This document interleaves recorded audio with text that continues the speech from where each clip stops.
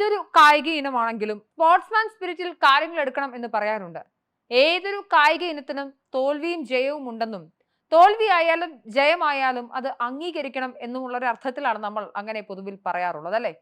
പല സന്ദർഭങ്ങളിലും കായിക ഇനങ്ങളിൽ ജയിക്കുകയോ പരാജയപ്പെടുകയോ ഒക്കെ ചെയ്യുന്ന സന്ദർഭങ്ങളിൽ അതിവൈകാരികമായി താരങ്ങളൊക്കെ പ്രതികരിക്കാറുണ്ട്.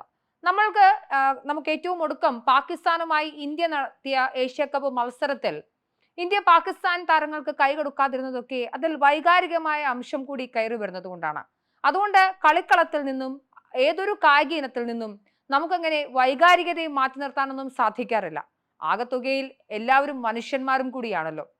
ഈ ഒരു അവസരത്തിലാണ് അമേരിക്കയിലെ സെന്റ് ലൂയിസിൽ നടന്ന ക്ലച്ച് ചെസ് ചാമ്പ്യൻസ് ഷോഡൌണിലെ റാപ്പിഡ് ഫോമാറ്റിൽ അമേരിക്കൻ ഗ്രാൻഡ് മാസ്റ്റർ ഹിക്കാരു നക്കാമുറയെ തോൽപ്പിച്ചിരിക്കുന്ന ലോക ചെസ് ചാമ്പ്യനായ ഡി ഗുഗേഷിന്റെ ഒരു പ്രധാനപ്പെട്ട പ്രതികാരം എന്ന രീതിയിലുള്ള വീഡിയോകൾ പ്രചരിക്കുന്നത്.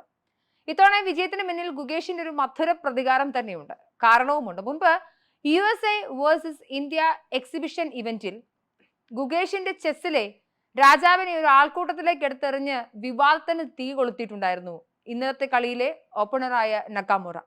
കേവലം 3 ആഴ്ച കൊണ്ടാണ് നക്കാമുറയെ ഗുഗേഷ് കീഴടക്കിയത്. അന്ന് നക്കാമുറ ജയിച്ചപ്പോൾ കരു എടുത്തെറിഞ്ഞതിന് ഇത്തവണ ഗുഗേഷ് പകരം ചോദിക്കാൻ അത്തരം ഷോ ഒന്നും കാണിച്ചില്ല.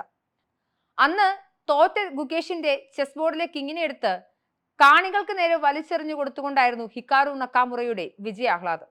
പകരം ചെസ് ബോർഡിലെ കരുക്കൾ പുനഃക്രമീകരിച്ചുകൊണ്ടാണ് അന്നും ഇന്നും ഗുഗേഷ് പ്രതികരിക്കുന്നത്. USA versus India exhibition ഇവന്റിൽ ഗുഗേഷിനെ തോൽപ്പിച്ചതിന് പിന്നാലെയുള്ള Hikaru നക്കാമുറയുടെ ആഹ്ലാദ പ്രകടനം വലിയ വിമർശനം അന്ന് ഏറ്റുവാങ്ങിയിരുന്നു. അതിനാൽ തന്നെ ഇത്തവണത്തെ തോൽവിക്ക് ശേഷം എന്തേ നിങ്ങൾ കിങ്ങിനെയും അല്ലെങ്കിൽ ഏതെങ്കിലും ചെസ്സിലെ കരുക്കളെയും എടുത്ത് എറിയുന്നില്ലേ എന്ന് സോഷ്യൽ മീഡിയ നക്കാമുറയോട് ചോദിക്കുന്നുമുണ്ട്. 1ാം ഗെയിമിലെ 2ാം റൗണ്ടിലാണ് ഇന്ത്യൻ താരം വിജയം നേടിയത്. കറുത്ത കരുക്കളുമായാണ് ഗുഗേഷ് കളിച്ചത്. തോൽവിക്ക് ശേഷം ചിരിച്ച് ഗുഗേഷിന് കൈകൊടുത്താണ് നക്കാമുറ മടങ്ങിയത്. അതേസമയം ഗുഗേഷിന് കയ്യടിയാണ് ഇത്തവണ ലഭിക്കുന്നത്. അതിര് കടന്ന ആവേശത്തിന് പകരം സംയമനം പാലിക്കുകയാണ് വേണ്ടതെന്നും ഗുഗേഷിന്റെ ഉദാഹരണം ചൂണ്ടിക്കാണിച്ചുകൊണ്ട് പല ആളുകളും പറയുന്നുണ്ട്. നോക്കും, വിജയങ്ങൾ ഉണ്ടാകും, പരാജയങ്ങൾ ഉണ്ടാകും. അതുകൊണ്ട് തന്നെ വിജയമായാലും പരാജയമായാലും തളരാതെ, ആത്മസംയമനം കൈവിടാതെ, വികാരാധീനനാവാതെ നിൽക്കുക എന്നുള്ളതാണ് ഏറ്റവും മികച്ച രീതി, അല്ലേ? ഗുഗേഷിന്റെ സംയമനത്തെ സോഷ്യൽ മീഡിയ അതുകൊണ്ട് തന്നെ പ്രശംസിക്കുന്നുമുണ്ട്. മാത്രമല്ല, ഹിക്കാരുവിനെ പോലെ ആകരുതെന്ന ഉപദേശവും സോഷ്യൽ മീഡിയയിൽ അരങ്ങ് തകർക്കുന്നുണ്ട്.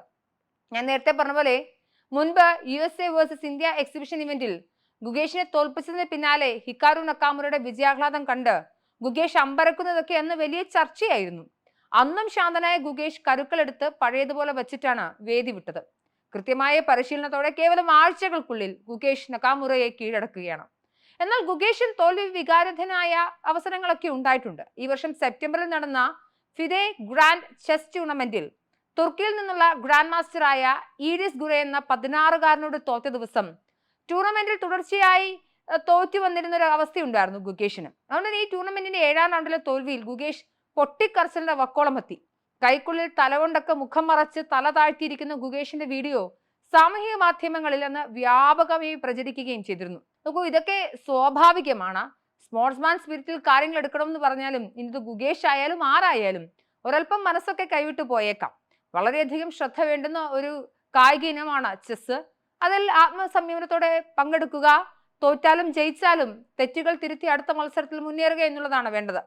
അതിനൊക്കെ പകരമായി ചെസ് ബോർഡിലെ കരുക്കൾ എറിയുന്നതൊക്കെ ഒരു അതിരുവിട്ട കളിയാണെങ്കിലും പലപ്പോഴും സ്പോർട്സ്മാൻ സ്പിരിറ്റല്ലേ, ചിലപ്പോൾ അങ്ങനെയും സംഭവിച്ചേക്കാം എന്ന് മനസ്സിലാക്കിക്കൊണ്ട് അടുത്ത കളിയിലേക്ക് നീങ്ങുക, കൂടുതൽ തീവ്രമായി പരിശീലിക്കുക എന്നുള്ളതാണ് വേണ്ടത്.